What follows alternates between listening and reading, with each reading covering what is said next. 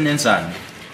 Sajika nje ngasepark sabheka ke sabuya seza khona futhi lapha. We then drove towards the park, we looked around there, and we came back.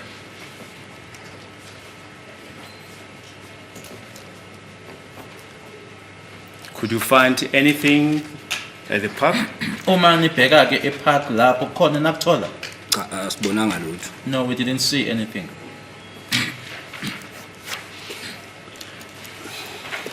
And where is this park in relation to the address that you've just mentioned? Uma uqhathanisa ke ne address le noma indlu le enanekuyona ke ipark lena ke ikuphi nendawo uma uqhathanisa naloyo muzi loyo? Mawuphuma egate la khona ingapha kwa left ayikude kodwa iseduzane. When you exit through the gate to the left, and it's not far, it's close.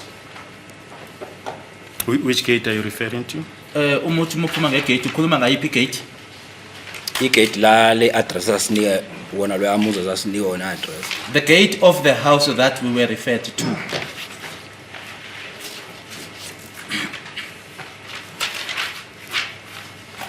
Yes, you may proceed. Sase siyabuya ke park sama khona lapha kuloya muzi. Sase sithola ke lo wathi uThemba Khumalo umalume walapha. Sesibuza ukuthi kwenze njani kwenzakaleni. We then came back. We parked there. That's when then we found this gentleman who said he's Themba Khumalo and he's an uncle there. We then inquired as to what happened.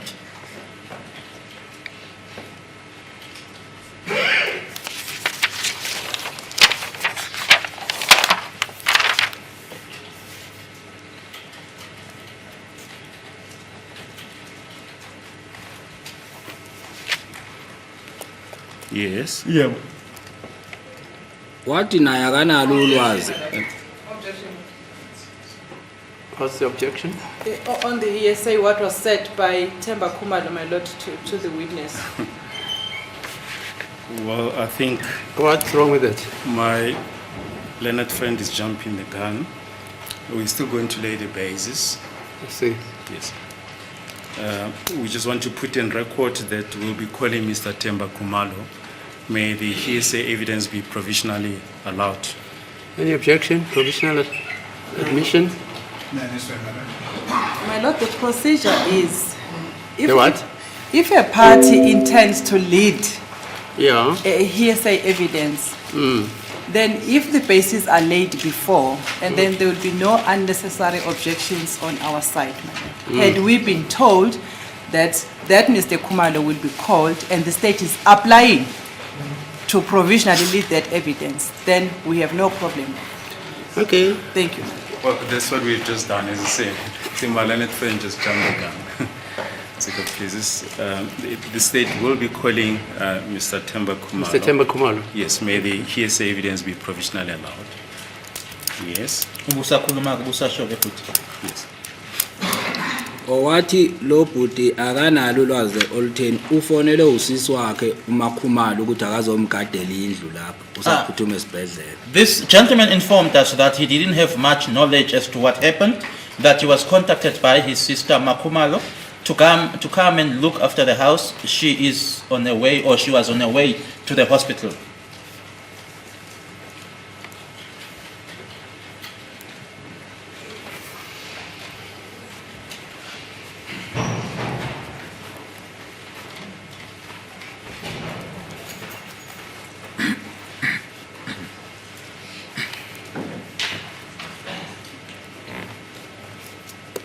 Yes. Yep. Sase sithi ake singene endlini ke sibheke ngoba uthi ngathi khona umuntu olimalile lapha endlini kodwa basaphuthumise yena esibhedlela. We then said or suggested that let us go into the house and have a look, because it appeared that there was someone who had been hurt or had been injured, and that person had then been rushed to hospital.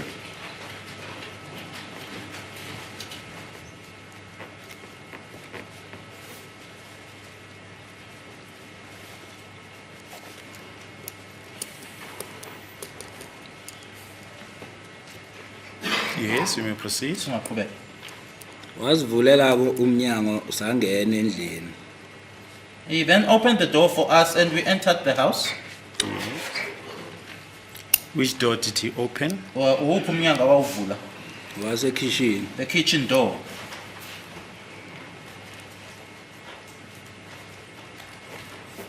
Yes, you may proceed. Yebo. Uma singena sivula umnyango lapha eceleni kwamnyango kwakunesigqoko nje necrashes okwakuhleli. Upon opening the door, just close to the door, there was a crutch as well, or crutches as well as a hat that were just lying there.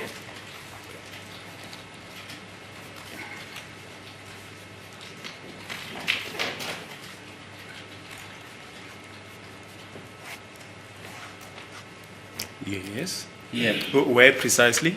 Kuphi nendawo?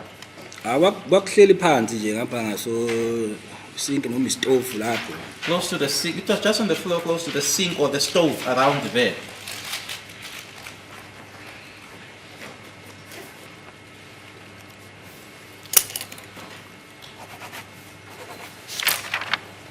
Just want to show you photo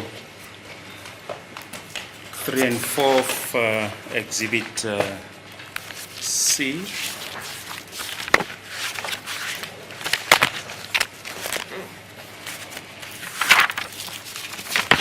Maybe photo 4 of exhibits C. Sicela ubheke la. Ngizosebenzisa la.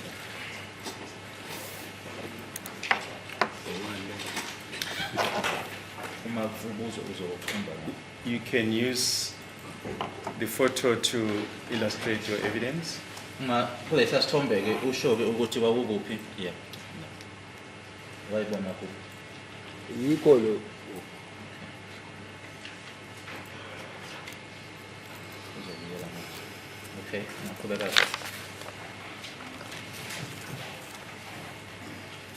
yisi isigqoko lesi. This is the head. Pointing to what is lying there. Yep. Necrashes. This is the crutch.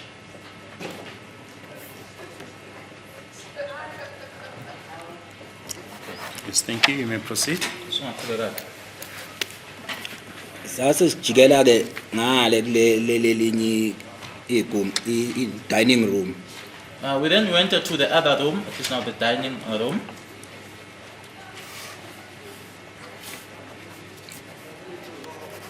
Yes. Yep. Hayi kwakungena lutho olutheni khona kwakukhona amakana amabili otshwala lapha. There was nothing much there. There were also 2 cans of liquor there.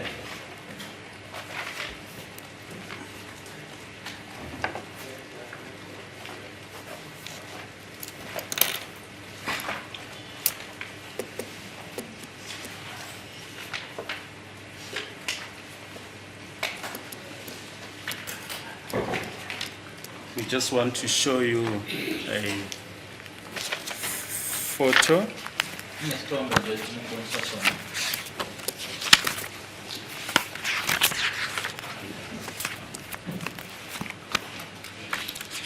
The photo number 112. Sona lesi.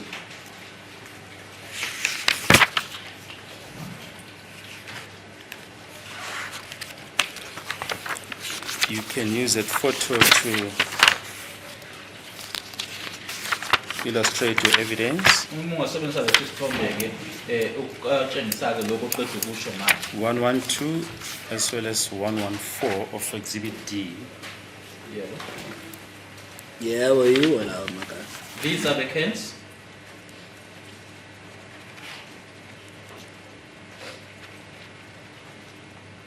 Yes, you may proceed. Ngaqhubeka. Kwakunaneke negazi kodwa ama drop nje amancanyana egazi akusikho ukuthi igazi eliningi cha. There was blood as well, but it was just drops. Not to say that it was a lot of blood. No. The witness is whispering, saying maybe blood stains. Yes. Where did you see the blood stains? Kuphi nendawo igazi lenalibona kuphi nendawo? khona lapha edining room phansi. On the floor in the dining room. Yes. Precisely where? Kahle kahle kuphi nendawo khona lapha dining room.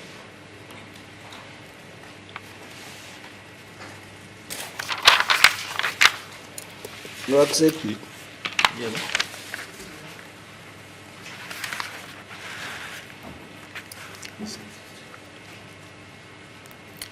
If you don't remember, it's fine. Can you remember where the blood stains were? Ukhumbule usho ungabe uyakhumbula noma ukhumbula. No, eyegazi no siyibone sengibuya ngicela yegazi angiyibona ngamasafika okokuqala. Masobuya kuphi? Uthi masobuya ubuya kuphi? Sengiphumile endlini ngaye esibhedlela ngabuya. Okay, all right. The blood, I didn't see it when we went to the house for the first time because there was a time when we left the house, went to hospital and came back. It was when we were coming back from the hospital. Yes. Right. So at that stage, you have just testified that you saw the cans as demonstrated in photo 1112 exhibit D. What else did you see at that stage? Nanje ngokuthi ke ngaleso sikhathi leso ke wabona amakani la awu2 yikupho kunye wakubona ngaleso sikhathi nama crashes nesigqoko. the crashes the head. Now, after the observations there in the dining room, after seeing the cans, what happened? Uma se ukubonileke lokho lapha edining room kwase kwenzekani ke? Ngoba kuphi umaluma ayesitshela khona ukuthi kwenzakaleni naye umuntu ongazi lutho wase bethi umuntu onolwazi usisi wakhe umakhumalo usesibhedlela sathi ngcono ke siphuthume siyobheka esibhedlela Sorry, bedelela skisi. Akakhiye lapha endlini sihambe thina siyesibhedlela siyokhuluma nosisi wakhe. Because the uncle was of no assistance to us, so couldn't tell us much. He then said that the person that knew was the sister who was in hospital. We then requested him to lock the house, so we rushed to hospital and go and find out there.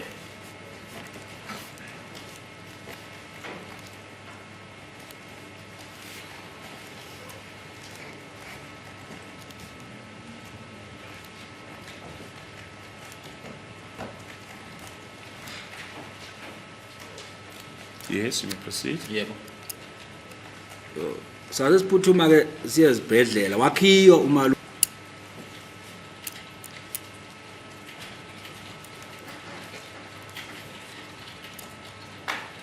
Yes. Yeah. Sithema singena nje egethini lasesibhedlela sahlangana nemoto. Just as we entered the gate at the hospital, we came across a car. Yes. What car was it? Imoto in there. Kwakuyi BMW. It was a BMW. Yes. Model and make. Iluphi uhlobo le-BMW? Noma X6 noma X5. X6 or X5, I'm not certain. Yes. Yeah. Yasiyama le moto nje sama zaqondana izimoto ngoba ethi ayingena esibhedlela leyiphuma yasiyama. This car then stopped. We also stopped, and the cars stopped next to each other because that vehicle was driving out of the hospital, and we were driving into the hospital.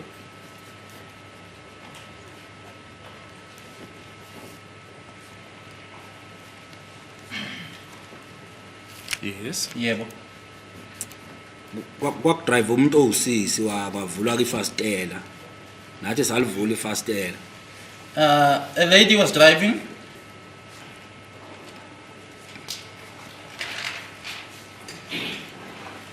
Yes. Yeah.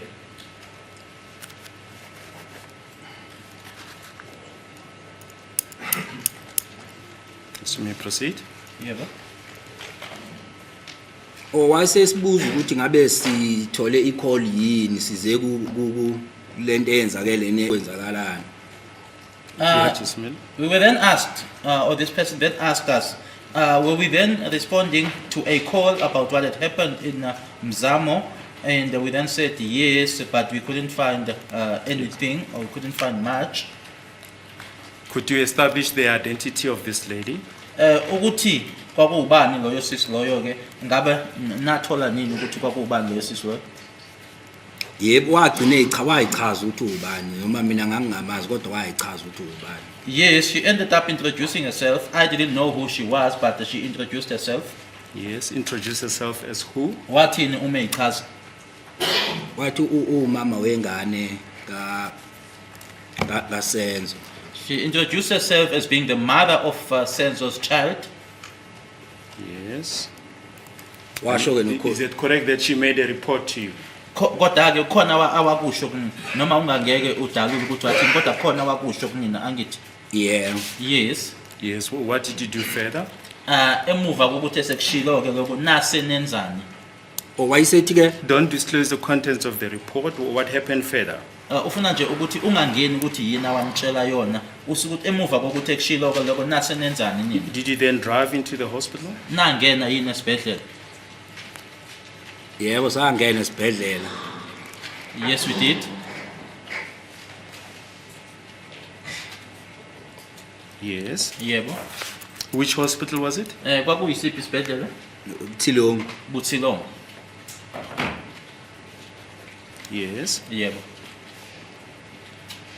sase sithola usister saye casual sathola ke usister nurse lapha uncekethwa yini. We then went to the casualty, and then there's a sister nurse that we found there. I'm not certain whether it's Negetwa or.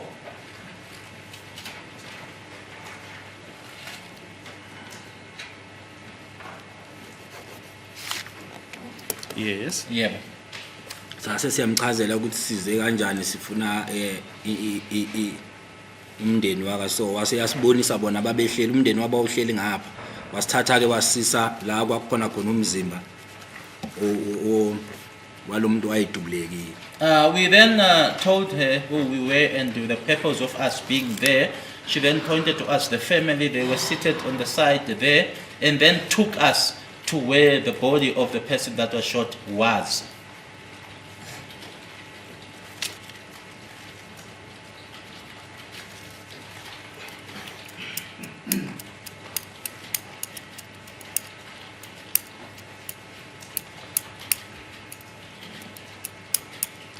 Yes, you may proceed. Usungaqhubeka.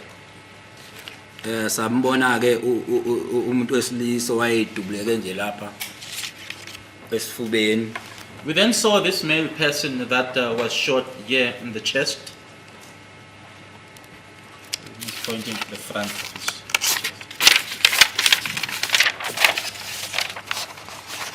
Yes, could you recognize the person? Ingabe namazi yini uma nimbona ke lo muntu wesilisa? Yeah, ngoba kuumuntu asimbona phela ko TV sambona ukuthi uye lo.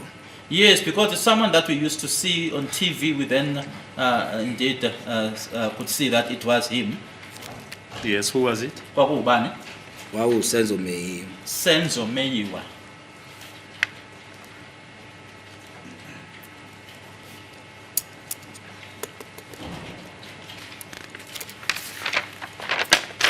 Yes, you may proceed. Singaqhubeka.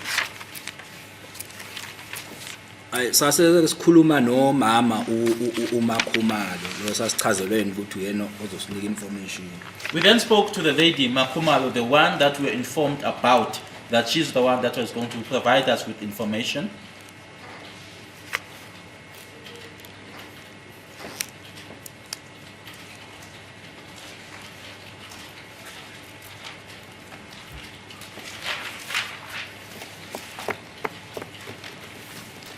Yes. Yebo. Sesicela kumama ukuthi engakhona nokubuyela nathi le ndlini. Cha wavuma wathi akunankingi. We then inquired from her as to whether she'll be able to go back with us to the house. She then said there was no problem. She agreed.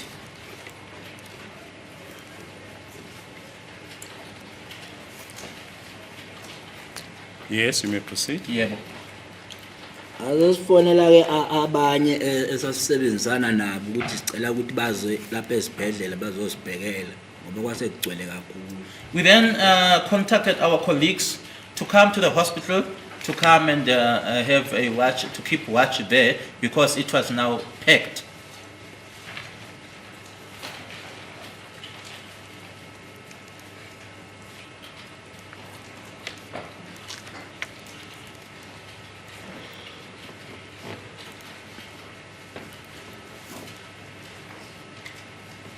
Yes, you may proceed. Ungaqhubeka. Mabefika ke labafowethu asesishiyana laba ke ama students asesibuyela emumva no mama lo nomakhumalo. When our colleagues arrived, we left the students with them. Then we went back to the house with Makumalo.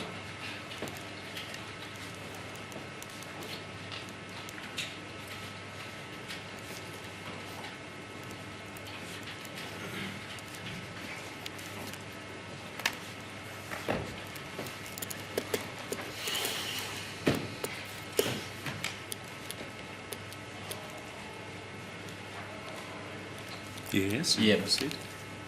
Wayehamba esichazela ke lapha endleleni ukuthi kwenzakaleni until sasafika endlini. As we were driving or traveling, she was informing us what happened up until we reached the house.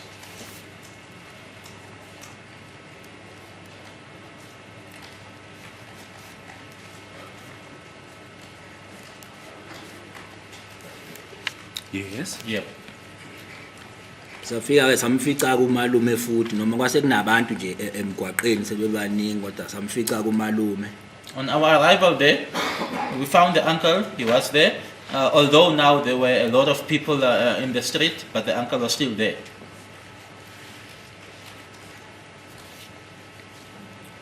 Is that Mr. Temba Kumalo that Temba you referred Kumalo. to earlier on? Yeah. Yes.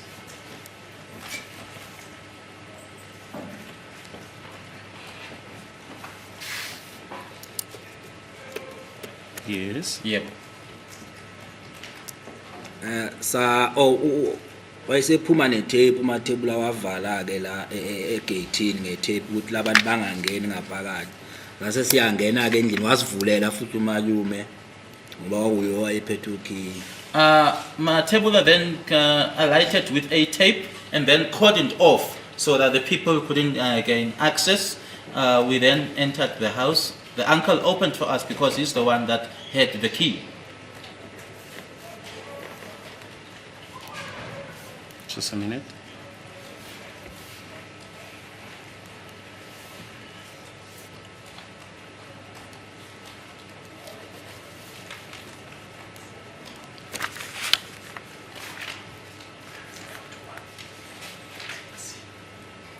I just want to show you photo 1 of exhibit C.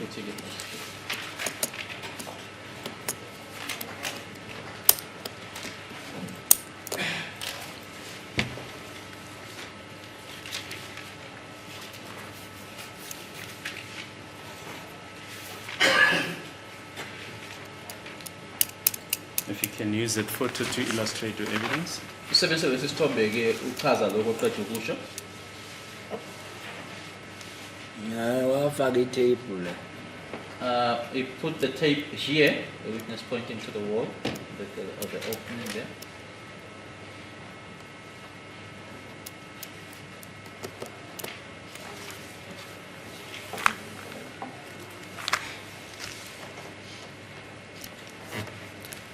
Yes, you may proceed to say the uncle opened as he had the key, then what happened? Which Ma- door did he open? Uma esenivulela ke umalume wanivulela kuphi umnyango? Wazivulela wasekitchen. The kitchen door.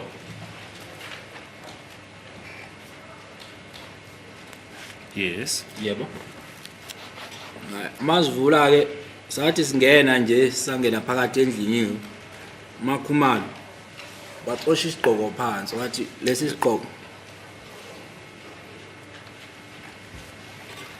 As a court, please don't refer to anything that was said by Makumalo. Just testify about your own observations. Ilokho isho nje wena lokho owakubona ke ukuthi wasethini ke yena kumakhumalo ungangeni ke ukusho lokho. Yes, you entered through the kitchen door. What did you observe? Uma ningena ke ngomnyango wasekitchen wabonani wena? hayi masingena ke endlini ke sabheka ke ngoba sesinolwazi ukuthi kwenzakalani ke. We then went into the house, we looked around because now we had knowledge as to what had happened. Yes. Yebo. Sakhona ukubona nokuthi kwakune bathi i-bullet projectile lokwaphambili kwakulimele lapha phansi. We also saw that there was this damaged bullet projectile, which was on the floor. Yes, where on the floor? Kuphi nendawo phansi? Ekitchen. In the kitchen. The other items that you had already referred to, what was the position regarding those items that you saw on your first visit? Uma Visit to the senibuya ke house? manje lokho kunye obukhulume ngako ngaphambilini ebenikubonile nkathi nifika kokuqala sasithini isimo sabo? Kwakusekhona lapho esasikushiye khona. It was still there where we had left it.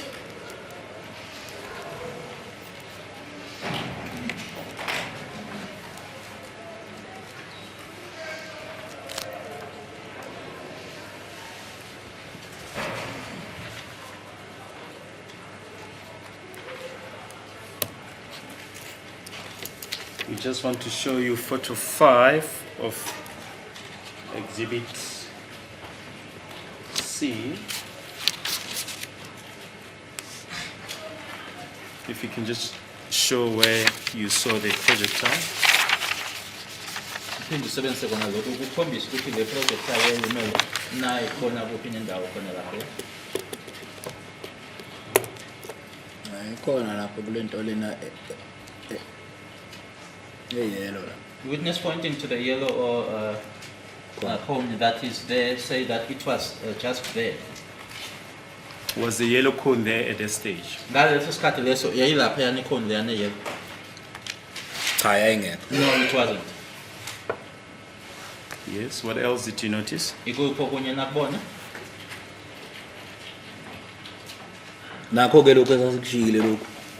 As well as that which we had left. Witness pointing to the crutch as well as the head.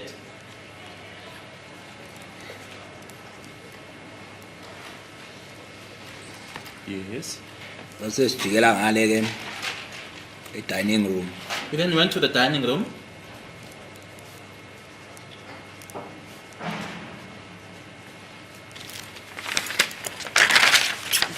Yes. Yeah.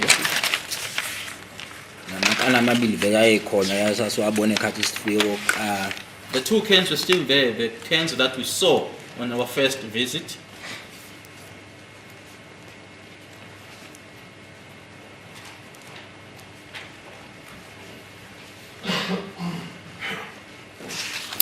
Yes. Yebo. Asasibona ukuthi kunanegazi phansi. We then noticed that there was, sorry. Ama dot nje egazi. We also noticed that there was blood on the floor, these dots of blood. Where precisely did you see the dots of blood? Kuphi nendawo? Ngiyabona ukuthi phansi kodwa ngiyabona kuphi nendawo. Ayiseceleni kosofa phansi lapha e-dining room. Next to the couch on the floor in the dining room.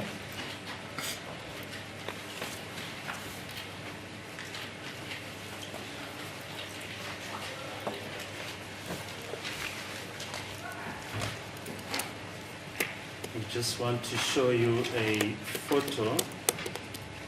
It's photo number 65 of exhibit D. Nesithombe ke uzositshengiswa lapha 65.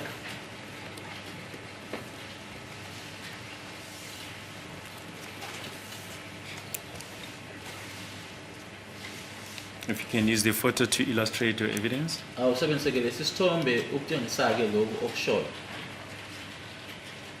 Yilo leli. This is it. Witness pointing between the TV stand as well as the couch.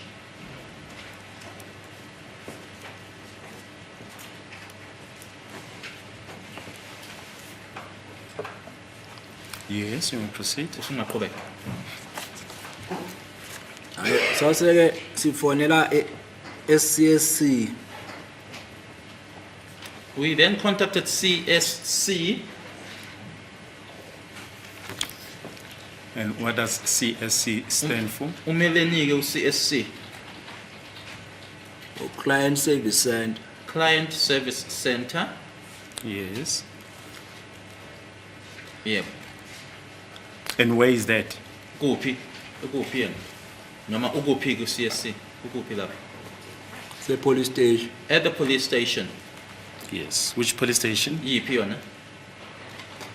The Force Lawyers. Force Lawyers. Yes, you may proceed. Singaqhubeka. Sathola u-warrant officer Maphafu ngicela ukuthi akasi-organizele ama-photographer athinte nama-detective ne-duty officer Mapapa. Maphafu. Oh, we then got Warrant Officer Mapafu, requested him to get us a photographer, the detectives, Ne- photographer, detective, the duty officer, duty as officer, well as the yeah. duty officer.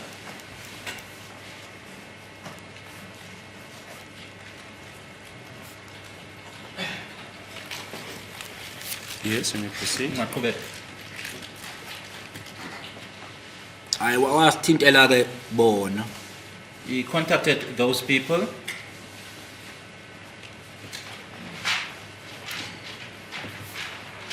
Yes. Yep.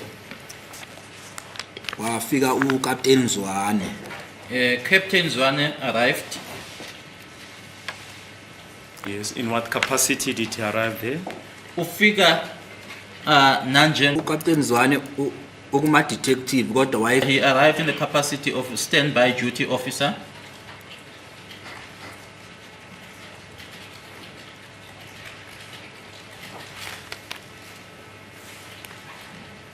Yes, you may proceed. Yebo. sambonisa-ke nathi esesikubonile. We then pointed out to him what we had already seen. What did you point out to him? Yeah, ikuphi enamkhombisa kona.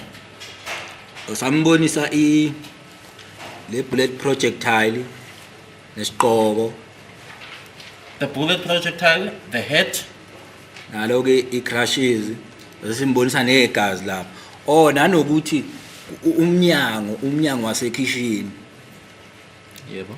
sabona ukuthi ulimele umnyango. The bullet projectile, the head, the crutch. The other thing is that the kitchen door, we also established or found out that it was damaged.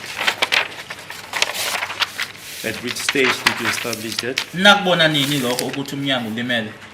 Ngenkathi nje sisabheka zonke lezi zinto lezi nawo sawubona ukuthi umnyango mase ubuyisa singathi siyawuvala sabona ukuthi umnyango ulimele.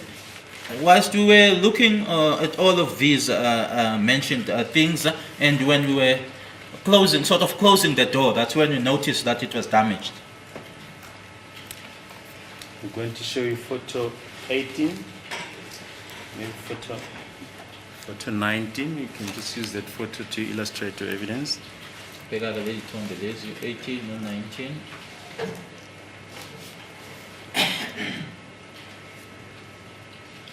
Yebo yikho lapho ulimele khona. That's where the door was damaged. The witness pointing to the door. Photo 18 of Exhibit D, my lord, for record purposes.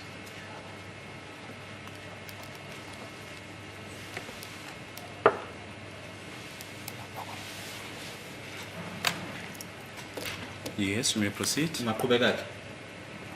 Sambonisa konke ke uCaptain Zwane wase ethatha umama lo Makhumalo wami interview ke ekhuluma naye. We pointed everything out to Captain Zwane. He then took the lady, Makhumalo, and interviewed her.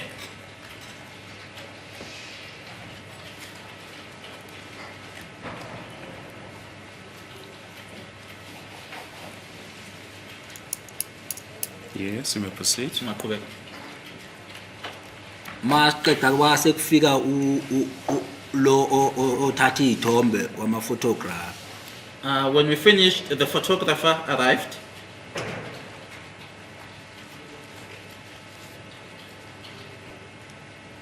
Do you know his name? Oh, uyalazi igama lakhe? Oh wathi kithi uConstable Msiya. He introduced himself to us as Constable Msiya.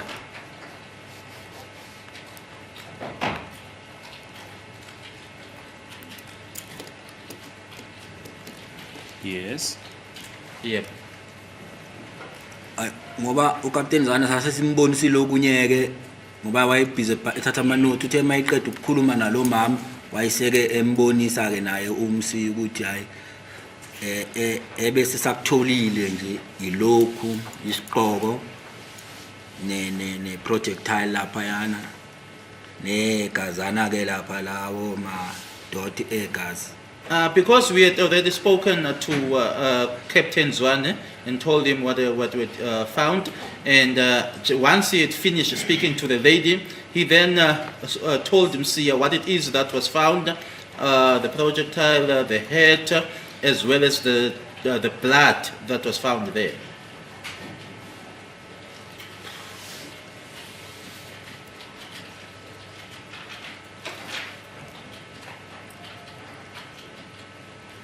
Yes. Yeah.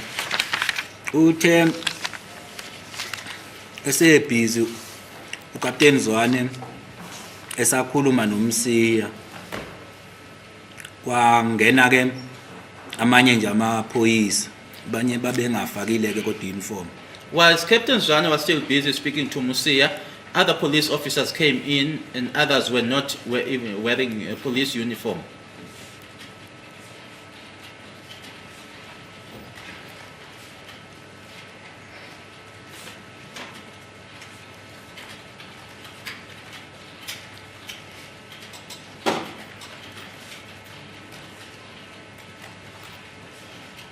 Yes. Yeah. Umuntu esasimazi kuyo le team eyangenayo sasazi uBrigadier Ndlovu. The person that we recognized or that we knew from that team that came in was Brigadier Ndlovu.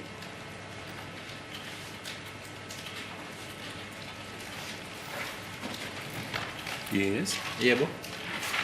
Bathi bayi task team ibona abazo qhubeka na leli cala lalapha so thina bathi we can be excused bayakhuluma kanjalo. They then introduced themselves as the task team and that they were the ones that were going to proceed further and said that we could be excused. That's how they put it.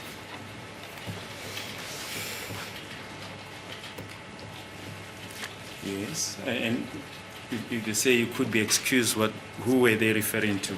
Uma bethi ke nina ke seningaba excused babesho kobani? Babesho kimi noMathebula uCaptain Zwane. They were referring to myself, Mathebula, and Captain Zwane.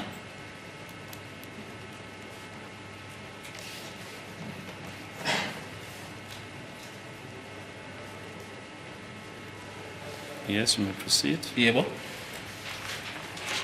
Angeke ngithi kukumsiya ngoba wasala yena thina saphuma ke sahamba. So angeke ngithi mhlawumbe babesho nakuye yikho ngingambali yena. I wouldn't refer to Umsia as well because we went out and he remained behind. So that's why I'm not counting him in.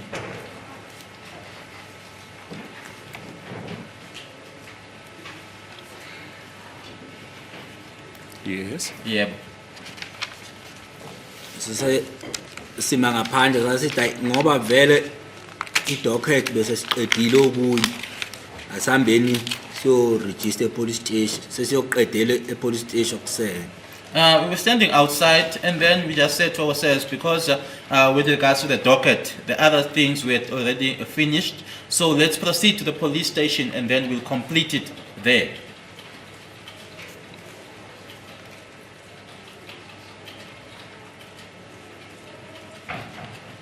Is what we're going to complete at the police station? Yini nanizoyiqedela or noma lokho okwakusele nanizoqedela police station?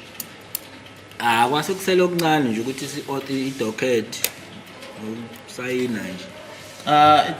That not much was left in the docket as well as just signing. Yes. What were you busy with? What were you compiling? Yini le enanihlanganisa? Docket. The docket. Statement zethu. Our statements.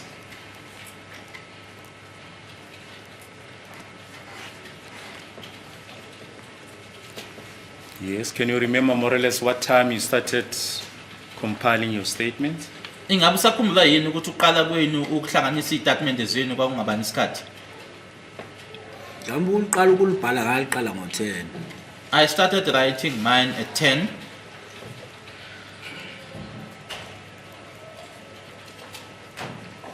Now, when you started writing your statement, had Constable Musia arrived?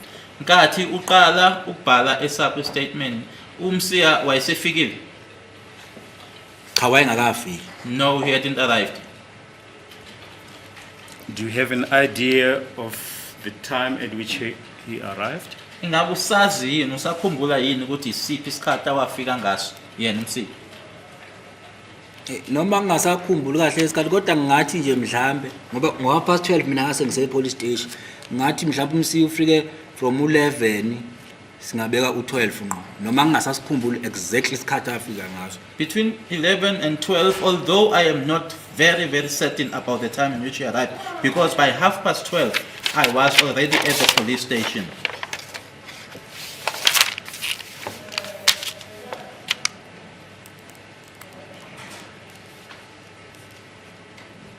What time did you leave the scene?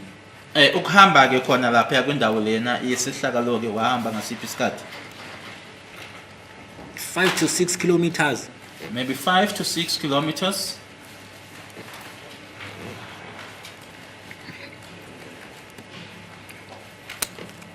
And how far is the hospital from the scene? Ukusuka Butsilong la Hospital. ukusuka la isigameko senzeka khona ke isibhedlela sona sikude kangakanani? Isibhedlela ne police station kusondelene. So ngathi mhlambe kusuka lapha ekuntlanongo yesibhedlela khona mhlambe ngaba u7 ngoba sithe ukuthi kancane kodwa nje into esondelene ngoba uyakwazi ukusuka epolice station uyesibhedlela ngeenyawo.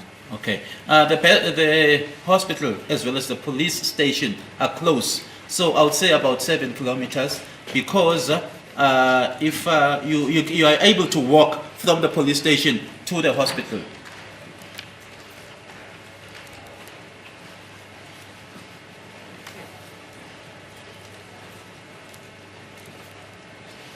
Yes, you may proceed. Yebo. Singaqhubeka. Sabashiya ke lapha esinini thina ke sase siyele police station siyolungisa docket. We then left them at the scene, went to the police station to go and then that is now compile or finish or complete the docket.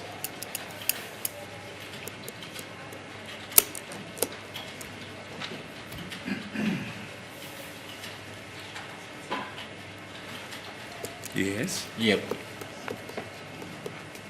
Angisenazo isiqiniseko noma sabuya sama lapha ngaphandle sesiyibuyela nje sesingasangene endabeni ye case. I'm not certain as to whether did we go back there just to stand outside and not being part of the case itself.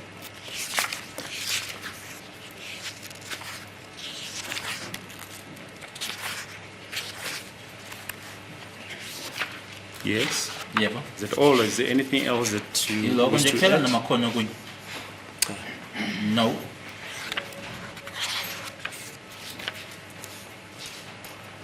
Do you remember what time it was when you, or did you register a docket? Ingaba ke i-docket ina register. Ngiyena unosisi osebenza lapha e-computer room wa register. Yes, there's a lady who works at the computer room. She registered it. Do you remember what time it was? Usakhumbula isikhathi? Angazi ukuthi wa register ngoba ufike phela ulibeka amanye ama docket sekukhona amanye. I don't know what time she registered it because what you do is upon arrival there are other dockets, so you just place it on top of the other dockets.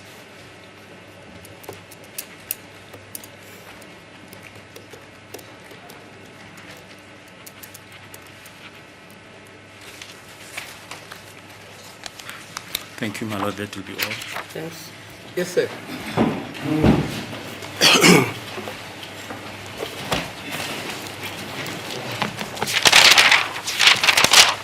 Yes, it pleases the court, my lord. Morning, Mr. Mteto. Yes. Now, the incident that you have testified about occurred some 9 years ago on the 26th of October 2014, correct? Isehlakalo lesi-ke onikeza ubufakazi ngazo senzeka-ke iminyaka ewu-9 eyendlula ngeyi-26 ka-October 2014. Yeah. Yes. And would you agree with me that through the passage of time, memory fades away? Uzovumelana-ke nami uma ngithi-ke ngokuhamba kwesikhathi-ke indlela-ke yokukhumbula iyashabalala noma iyahamba noma isikhathi ukuthi umuntu uyakhohlwa-ke ngokuhamba kwesikhathi. Yeah. Yes. I'm saying this because I've listened to you during your evidence in chief. On several respects, you were unsure of what happened. Is that correct? Ngikusho lokho-ke uma ngilaleleke wena-ke ubufakazi bakho ukuthi kukhona la ungasakhumbulike khona noma unganasiqiniseko khona angithi. Yeah. Yes. And in order for you to have been certain today here in court, the only Bible or your book that is the sergeants and lower ranking officers, it's the pocketbook or what is called the SAP 206, correct? Ongakusiza-ke wena-ke ukuthi-ke ezinye izinto uyikhumbuleke iloko enikubiza ngokuthi i-206 noma-ke i-pocketbook. Yeah. Yes. And on the night of the incident, did you have your pocketbook with you? Ngaleli langa-ke lesehlakalo i-pocketbook yakho wawunayo kuwena? Yeah, well, go on. Yes. Now, when you received the dispatch from radio that there's an incident of a shooting incident at Muzamo section 13511 Kutlanon Street, you, per standing orders of the police, you then memorialized the time that you received that dispatch, correct? Uma noma nkathi-ke senithola-ke umbiko loyo-ke kuyona-ke i-radio control ukuthi kunalokhu okwenzekile eMzamo section 13511 Kutlanong Street. Ngicabanga ukuthi-ke isikhathi leso-ke enathola ngaso loyo mbiko loyo isikhathi owasibhala phansi kuyona-ke i-pocketbook. Yeah. Yes.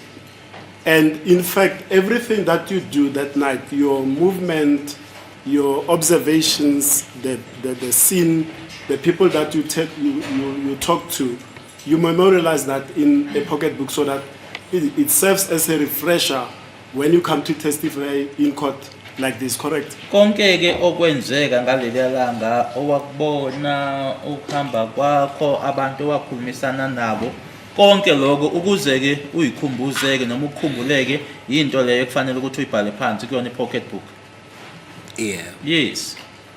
And do you know what happened to that pocketbook of yours for the incident or the month of October 2014? Ingabe uyazi yini ukuthi leyo pocketbook ikuphi noma kwenzekani ngayo leyo yange 26 ka October 2014?